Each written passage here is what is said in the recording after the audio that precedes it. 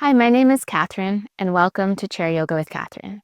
Today's class is to help build bone strength and bone density.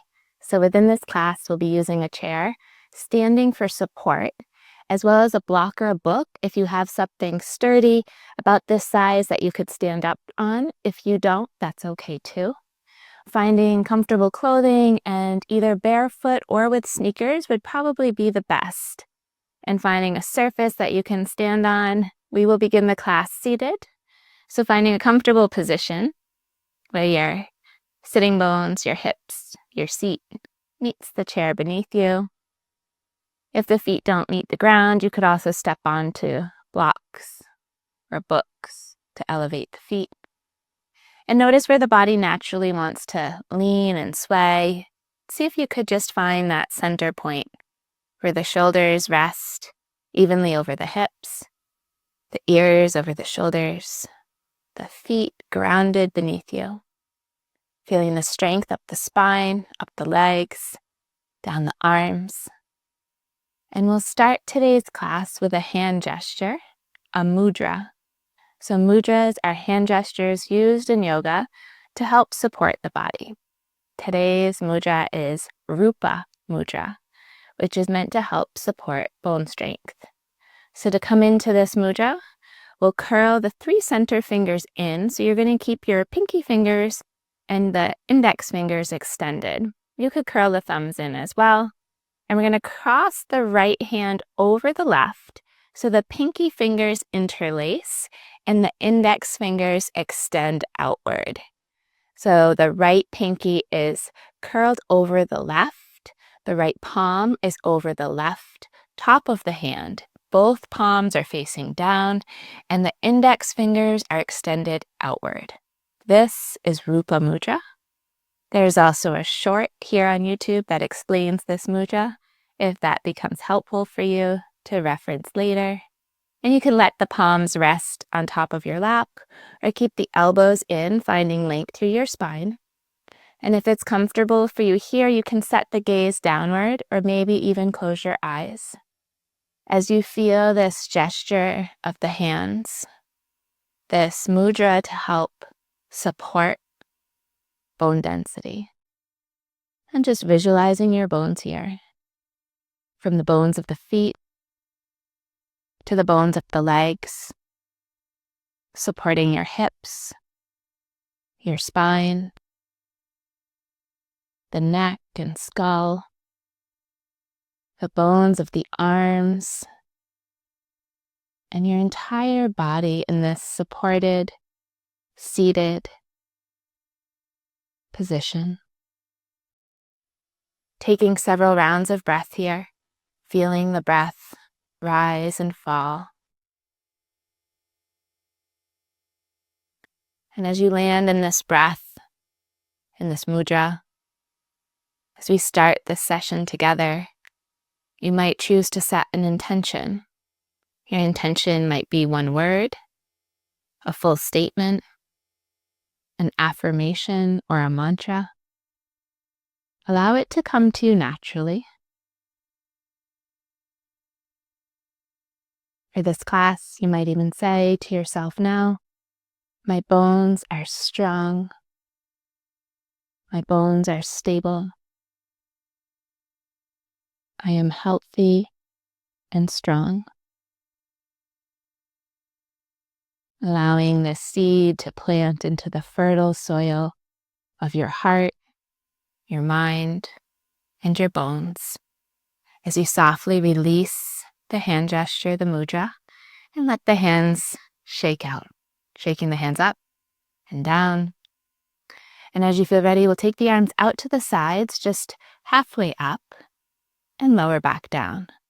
See if you can match the breath here as we inhale, reach the arms up. And exhale, lower the hands down. Let's do that one more time. Inhale to rise up. Exhale to lower down. On the next breath, we'll take the hands up to the shoulders, elbows extend out to the sides or downward, and start to draw some circles with the elbows. Feeling the shoulders slowly opening. Let the circles go the opposite way, letting the elbows circle the other way. find how much is enough for today. Listen to your body. Listen to your bones. And on the next one, we're going to keep the elbows out and then bring the elbows in towards each other and then back out. Feel this strong opening in the back. Length through the spine. Good.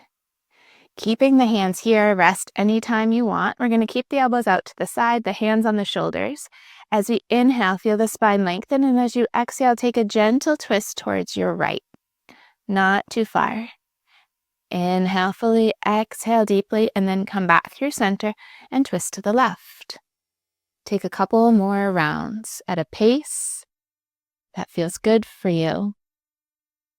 Slowly awakening the body. Good. We'll take one more to each side. And then rest the arms back down. Let them sway a little bit side to side and down. And warm up the legs and ankles before we come to stand today. So lifting your right foot, you can just lift the heel and circle the ankle on the floor, or if accessible, hold on to the leg and lift the ankle to circle upwards, taking circles one way and the other, and a little point and flex. And then let the knee gently come in and out and around in circles. Good. Lowering the foot back down, we'll take the other side, either keeping the foot down to circle the ankle and the other way, or lifting the foot to circle a few times, and a point and a flex of the foot, letting the knee come in and out, maybe some circles of the knee, and then lowering the foot back down. We'll take a little stretch of the neck to begin as well, taking the right ear down towards the right shoulder. You could support the head with the hand without force, just letting the hand meet the top of the head, extending the opposite arm down, your left arm extended, maybe drawing little circles, or drawing the nose, chin, or eyes down towards the shoulder. Stay here another breath or two.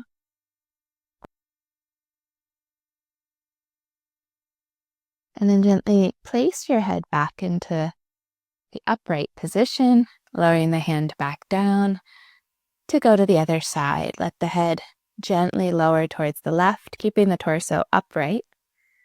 Extending your opposite arm outward, using the hand to support the top of the head, not to pull it deeper. Maybe drawing little circles with the arm, as though the circle was coming from the shoulder joint. The eyes, chin, and nose lower down towards the shoulder. Any stress lingering on the neck is just drifting off the arm, off the fingers.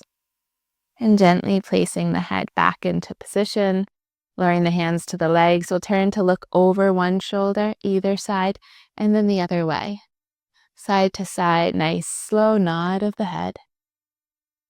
And after this nod left and right, bringing the head back to center to lower the chin towards the chest, nice tall back, and lift the nose towards the ceiling. Not letting the head go too far back. A very slow nod, yes. And when you're ready, start to draw little circles with the nose, letting the nose take circles one way. And gently change direction, letting the circles go the opposite way. And taking a figure 8 with the nose. So what is a figure 8? A sideways 8 infinity symbol. Maybe draw the infinity symbol the opposite way. And then come back to neutral, taking a full breath here in mountain pose. Let the arms rest to the sides or stay on the thighs. Full breath out. And we'll come to stand. So we're going to stay standing for a good amount of today's class. You can move your chair and move your block. So let the chair be in front of you in a position where you can hold on to the back of the chair for support. And we're going to start with a cat-cow movement here. So you can hold the chair, and we're going to find a little bit of a squat behind the chair. So let the feet be about hips distance apart. Bend the knees and lower the hips down. Taking a cat-cow here, the hands can stay on the chair or the thighs. We're going to inhale, open the heart, Find a little opening through the back, and as you exhale, just tilt the pelvis and lower the chin. If you're working with osteoporosis, osteopenia, we're working to build up our bone density today, so we're just taking this little pelvic tilt cat-cow rather than the full motion of the spine. If you do not have osteoporosis of the spine and you want to take a full rounding of the spine, listen to your body, know what's best for you, but know that this little pelvic tilt here can be a great way to start. Now the quads have already started to burn perhaps. We'll shake that out a little bit and we'll grab the block. So moving your chair so it's supported in front of you, take the block to the right side behind the chair and we're going to step the right foot onto the block. So the heel is fully supported. If your foot is bigger than the block, then the toes will hang off. And then we're going to step the left foot back into a Virabhadrasana 2, so a warrior 2. We have this bend of the front knee. The back leg is long. The toes are pointed outward. The arms can extend. So we have the chair here. The right hand can hold the chair. The left hand could come to the hips, or both arms could reach out. If both arms are extended out, you might gaze over the right fingertips. Breathing here. We're staying for several rounds of breath. So if this is your first time in this position, or your first time using a block, there might be a lot of heat building up in that front quad. If you want to come out of it and come back into it, or use the chair, or bring the hands into heart center, modify and adapt. We're going to stay for a few more breaths, really working up the strength of this front femur. So the leg that's in the front, the knee that's bent, that femur bone, that quad, is working really hard to build up strength and support the hip. Try your best to keep your shoulders aligned over your hips so the spine is not leaning forward or back. And let's take up to 3 more breaths. We're not rushing it. We're breathing fully in and exhale. Good. And we probably have 1 more to go. As you feel ready, slowly bring your hands into your hips or into Anjali Mudra at heart center. We're going to turn and hold on to the chair, step the back foot forward, come to meet the block, and then step your foot off and take a moment to stand in mountain pose and just notice the difference between the legs. You can let the arms rest to the sides, find where the body is leaning forward or back, leaning for support to the left or the right. Notice what's present here, any vibration, any shaking, any heat that has built up in the body. And with the next breath, we'll set up for the other side. So you can leave your chair where it is. I'm going to turn mine to face this way. So I'm facing the angle of the camera, but we're going to switch to the opposite foot. So however that works for you, bring the block to the left top corner of your chair so that you have the chair accessible to hold on to. Reach the right foot back, find length through the back leg. Check to see that the foot is aligned properly on your block. The shoulders are over the hips. The hands could stay together at heart center, or stay at the hips or the chair, or maybe the arms extend outward. Remember, we're staying here. We're aiming for anywhere between 30 to 60 seconds. So if you're timing your own, you want to take several rounds of breath here to give time to really build up the strength in this front quad, in our femur bone. So great to help support our hips. We'll give it several more breaths here. Maybe the gaze comes over the left fingertips.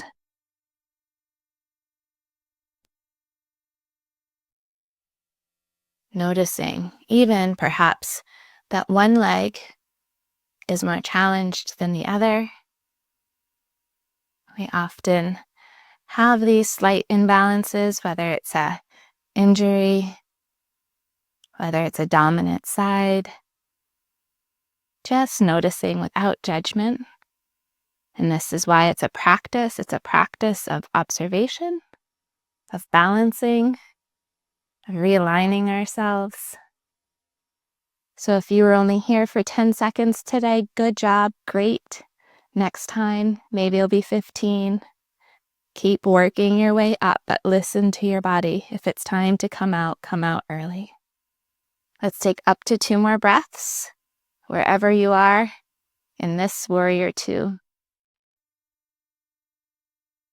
And when you're ready, bring the hands back into the chair, or to the heart, or to the hips.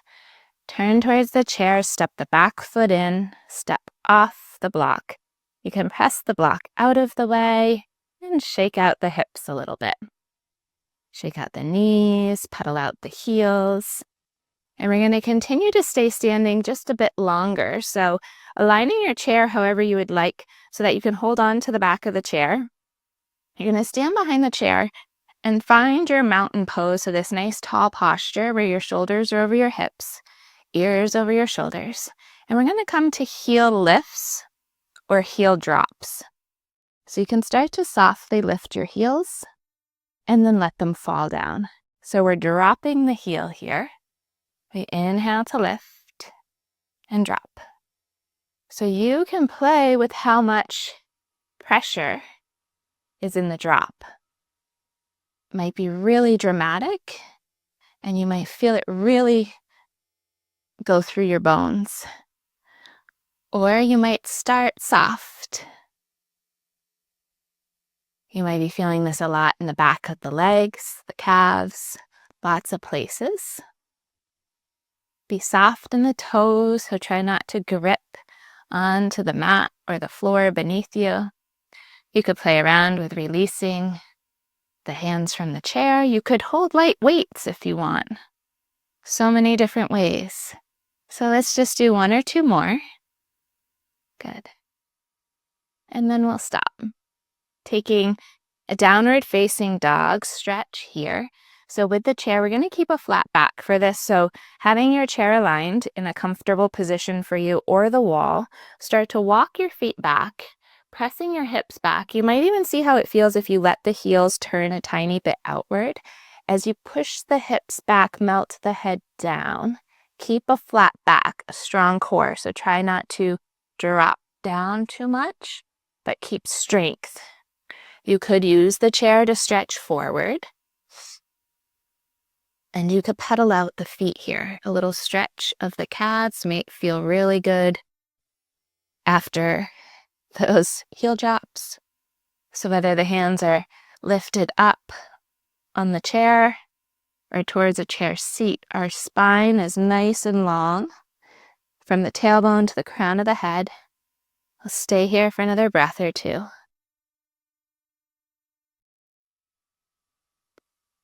Good. And then we'll start to walk the feet back into the chair. Coming back to sit in your chair. I'm going to keep my chair sideways for this, but you sit however it's accessible for you to see the video straight forward, so you don't need to turn your neck. So we're going to come to what's called stomp squats. There's a few different variations of this that I would like to give as different levels. So letting the feet be in front of the heels. If the feet are too far back, lots of times this causes a little bit of strain to the shin, to the front of the leg.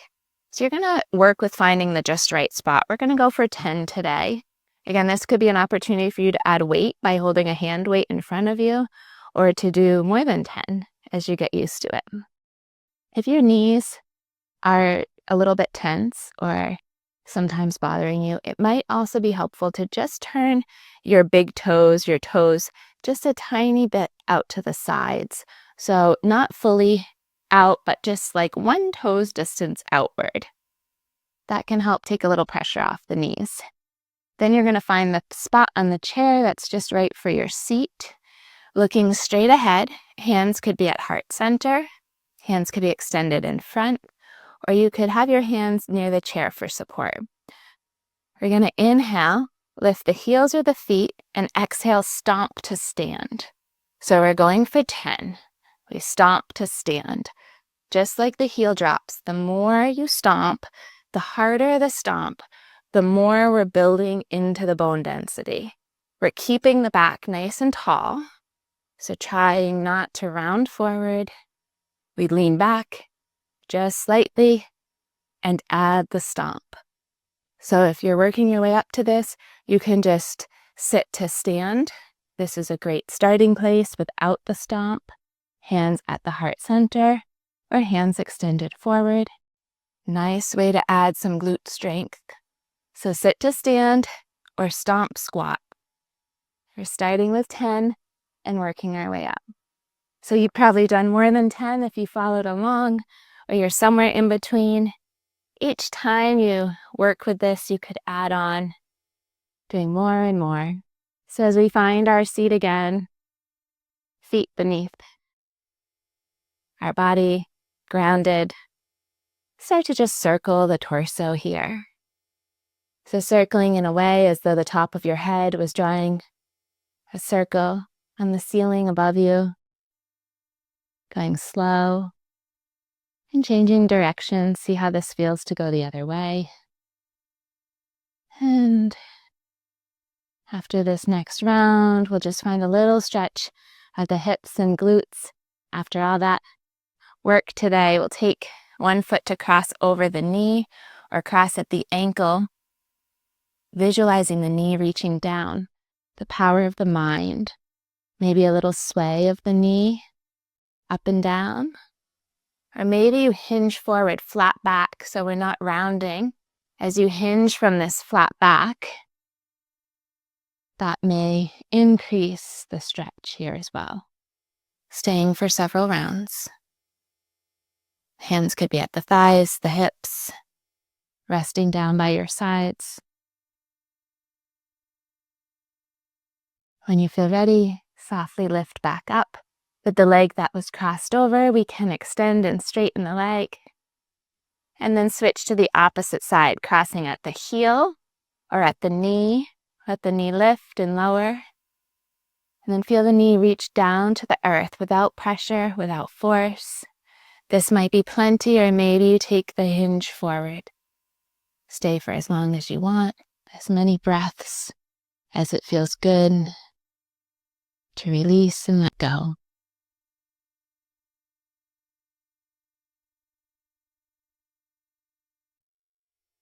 Another breath here.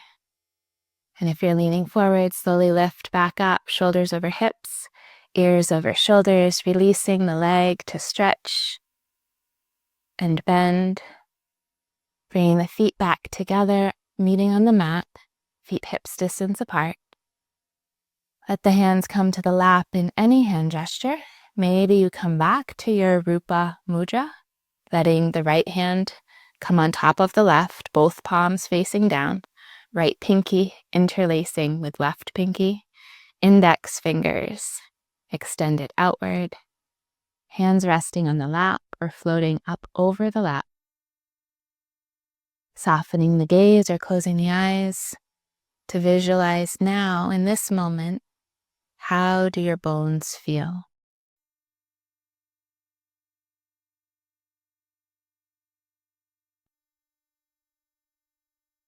You might take time here to reset your intention, your affirmation,